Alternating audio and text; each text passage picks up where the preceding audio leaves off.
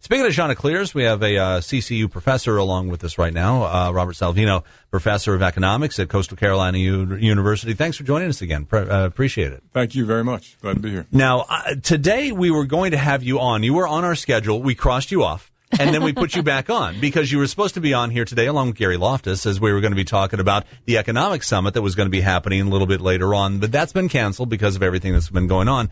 But I thought it would be a good idea to have you on anyway if you were amenable, and obviously you are, so that we could talk about the economics of what's going on as far as the storm is concerned and how that's going to affect the area. Now, first of all, before we get to that, I know that we just had some numbers that came out that showed that the summer of 2018 was pretty good as far as the Myrtle Beach area was concerned. Right, that's right. Taylor DeMont and his group at the university keep a track on that. Every week they're getting information on occupancy and average daily rate for the hotel sector, and it has been good. Our last quarterly outlook reported employment, all the tourism statistics, housing as far as building and price were very good up through the summer. Then all of a sudden, this storm hits, and of course, to say it was significant is a gross understatement. Coastal Carolina University was closed for 3 weeks, classes, most people not coming to campus at all unless they had to. UNC Wilmington, I believe, may still be closed, so that's going on 4 weeks. And to talk about the impact of that, I could go to occupancy rates just quickly. Taylor's weekly report came out of the week of the storm. To think about this, 65% decrease in occupancy compared to the previous year, same week. So tremendous. Of course, we have an evacuation order, and you think about particularly hourly workers. The effect is just so significant. And when you talk about evacuations, I was discussing this with our program assistant, the things that impact an economy in a region when something like this happens. And a lot of discussion has talked about why didn't certain people evacuate? I don't think people realize the cost that it takes to actually evacuate. It is a huge decision. Yes.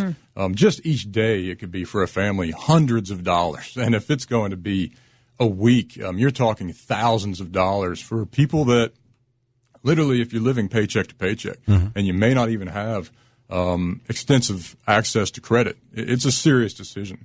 But it's a serious decision, for the government to make, because the state government, because they know it's going to impact the state's economy as a whole. I mean, if you have an evacuation of the cash cow of the state, I mean, I'm sure he didn't take that decision lightly or make it, in a way that was just not well thought out. Oh, sure not. And not to say that the evacuation order wasn't necessary. Yeah. Just thinking about on the grounds. When we talk about the impact, it's one thing to say this is billions of dollars of cost, which it is. But where exactly does that hit in certain places? And so, for example, if you look at flood maps, there's a lot of talk about flood zones. We're seeing that the typical person may not really understand, and that's everybody. I don't care about income, whatever, what industry you're in. Insurance professionals may not fully understand the difference between being in flood zone X, flood zone A, whatever that might be. And also, if you look at population growth in the Carolinas in the last 18 years, we're talking a 25% increase in population. We have a lot of riverine areas, not just the coast. I think we've been preoccupied with thinking about the coast in terms of these storms. Yes, right. When the facts are simply that the inland damage is very, very significant. And certainly in this storm, that's where the damage came from for the most part. Parts of course, New Bern, right on the coast there, terrible disaster, but not to mention the flooding that was upstream of us. And that's something that we should keep in mind. This was upstream. It was like waiting on snowmelt almost. This was something unusual for me. I've lived here 12 years, but we're looking at this now. If you say, an additional 2 million people in North Carolina live here just in 18 years, an additional 1 million people in South Carolina, an additional 133,000 just in Horry County. Horry County has grown 67% since the year 2000. So then the question for me as an economist and somebody working with geographers is, when were the flood maps really analyzed? And if you look at, it's not easy for an individual homeowner to go and try to find their flood map and then be able to read that map, especially with phones. Is it easy to read it on a phone? So do people really have a good understanding? And then sometimes these maps say, last update, 1986. Okay, so if we're talking 2000 to 2018, and I know a FEMA person would say, hey, we just redid these, that's not quite accurate. But I will say every single house and every single map, when you go to look, it's not easy to find the specific information. You know, you're preaching to the choir here because I was looking for a home for many years, renting around here. And one of the things I did was consult the proposed flood maps that were an issue with officials and insurance agents and homeowners. And one of the things I just realized, even though I was using it to guide my purchase, was that the map had a fine print on the bottom that said it was regarding a Category 5 storm surge, which has nothing to do with river flooding. Right, absolutely. So now you're talking a Category 5 storm surge. Of course, more inland you are, the less likely you are to be in a flood zone from a storm surge from the ocean. Absolutely. So that, to me, was misleading for me because of all the river flooding that seems to be more of the norm here than storm surge. Right, and so it really depends where you are. So if you're on, so in our real estate program, we look at how values fall immediately off of one block off the coast. So that's your flood zone. I think flood zone V, so it stands for velocity, right? Just a few blocks away, that's not relevant, right? And so then you get into flood zone X and A, and this is talking about riverine. But riverine is very important for us. We have, look at Georgetown, Winyah Bay, 4 waters that come into that bay. And also the NOAA, which is a very good source of the National Oceanic and Atmospheric Administration, monitors river stages. But as soon as it gets to tidal rivers, I'm pretty sure they're not monitoring those in the same way. So then that's why we get to the SCDNR comes in. So we had an area, I live in Georgetown County. We're concerned with Horry County and then Georgetown County and trying to understand, all of a sudden, NOAA forecasts drop off. They disappear. And you don't know what's going on in Georgetown. And it switches over to SCDNR. It's a whole different thing. You have a whole entire different agency that's involved with the monitoring. So it's very complex. I think there's an opportunity to get very transparent information. And this is not something that can happen overnight at all. This would be many people involved. But to help individuals understand the real risks. Rob Salvino is a professor of economics over at Coastal Carolina University. Now, I think I remember reading some of your writings from a couple of years ago that saying that, following the bubble that burst in 2008, that the Myrtle Beach area might not get totally recovered until about 2017, 2018. I mean, we're in that area right now, and correct me if I'm wrong or if I'm misquoting you. And no, so we're in that area right now. Does something like what we had with Matthew 2 years ago and something that we're seeing right now, does that kick us back down a little bit as far as any kind of recovery economically is concerned? Not so much directly. So if I could pull up a chart, I know the viewers can't see this, but I'm looking at building permits in Horry County. So to say, yes, we are certainly where we were before the crisis. And some would think that might be a concern. So our permits historically were 180 to 200 building permits per month in the 1990s. And then we're in the 300s per month now. Some months we've hit 400 permits. Very different situation than the national. If you pay attention to the national real estate news, San Francisco, New York City, Denver, these cities are dealing with a very different thing, which is they have a lack of supply relative to demand. Right. And so their prices are surging ahead so fast and pricing people out of the market. Currently, we don't have that. If we switch to a stance where we want to constrain building, that same type of thing will be a reality for us. Right. If you constrain building, you will have a supply crush and you will have prices start to escalate. And then you get into housing affordability issues. Well, yeah, especially when the main industry here is tourism, and that doesn't exactly pay very well to support those homes. Then you're really just selling them to retirees coming here with a pension.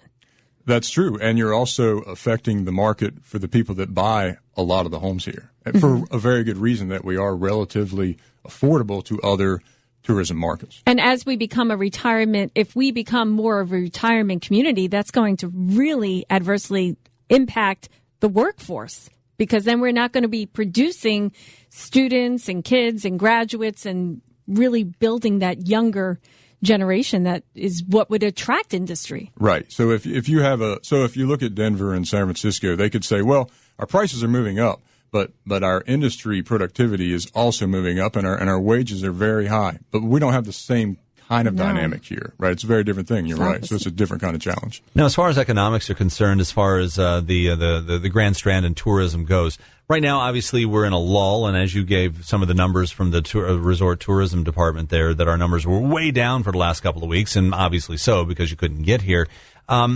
There's that push and pull between, okay, half of the county is hurting, but the other half of the county is open for business.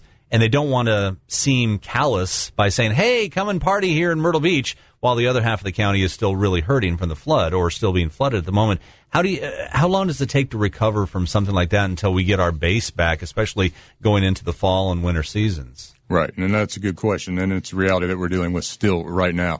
It still is a short-term hit. And so what is short-term? It takes for activity to kind of get back to sort of normal. I'll use our own example. Coastal Carolina was closed for 3 weeks. Mm-hmm. I don't think people understand. There are some classes that are 4 days a week. That's 11. I think Monday there was class. It's 11 lectures that students didn't get in a certain type of class, right? So we are really into a mode of making sure the students get everything they need, making up time in odd ways, different nighttime, Saturdays, whatever it might be, to get everything back to normal.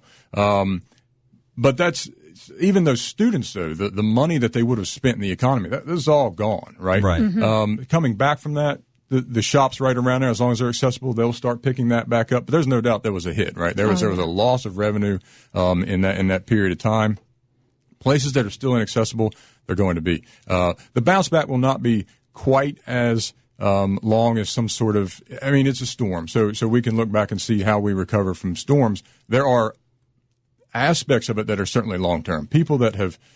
I've talked to people in Wilmington that had finished basements, for example, where the water was up to the windows of the first floor. Mm-hmm. The impacts of that, it's going to take months, sometimes even up to a year or two to recover from something like that.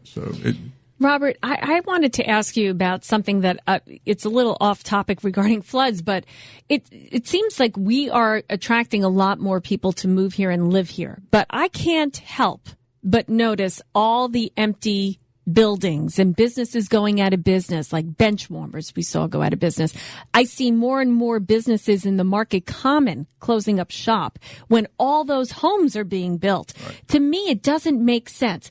Are we not creating the right business types of business here to support the people that are moving here? I don't understand why there are so many vacant businesses. Sure, that's a good question, and there's also a structural shift in the economy worldwide. So part of it is the Amazon effect, right? If you talk about Best Buy versus Amazon or this grocery store versus Whole Foods and Amazon.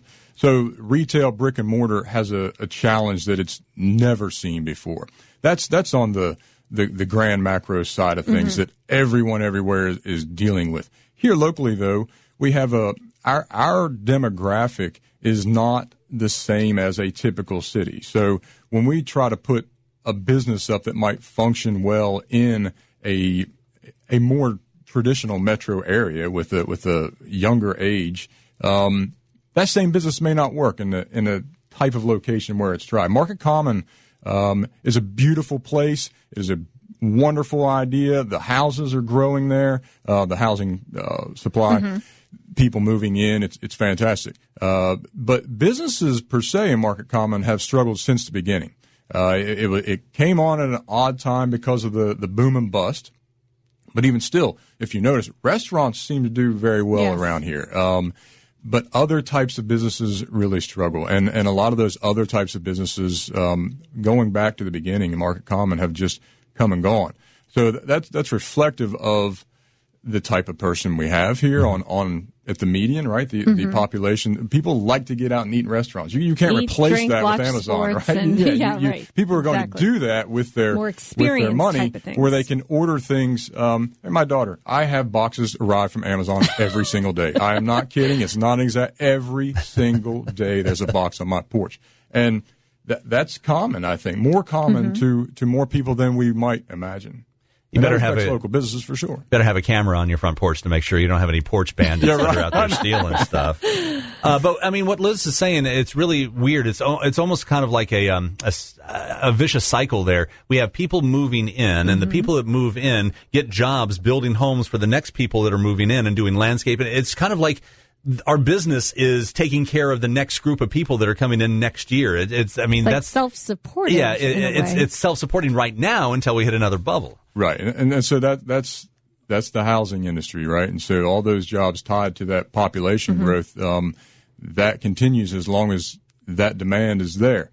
If that goes the other direction, which it did, 2005, 6, 7, 8, 9, right? That's a bad period for housing.